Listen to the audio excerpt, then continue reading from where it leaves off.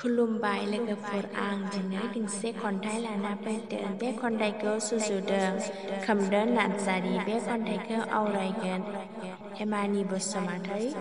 खन्थाइनि मुं सना माब्रै आं बावनो। दानिया जों खन्थाइखौ आवगायलांसिगोन लोगोफोर।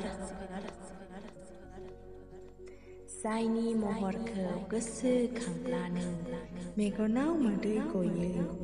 आंनि मेगन थाइनैजों बावनो हानाय गोहो गैया। आंहा बे जिउआव हारसिं थाब्लानो मेगनाव मोदै गयो। मिनिहोग्रा रावबो गैया आंहा बे जिउआव। बै समाव नोंसो आंखौ मिनिहोयोमोन, नोंनो रंजाहोयोमोन। नों जेब्ला खाथियाव फैयो मौसुमि बारसे बारोमोन।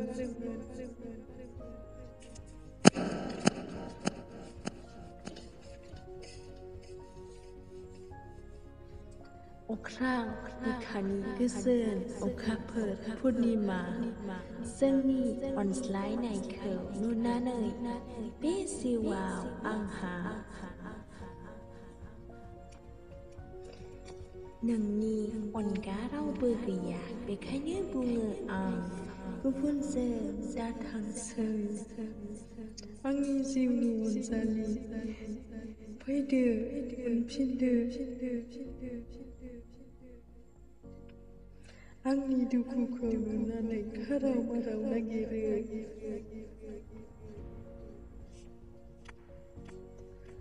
आं दाबो नोंखौ अनजालि, आं हास्थायो दाबो नोंखौ मोनफिननो, नोंनि अननाय। नाथाय नों दिनैसिम गैया।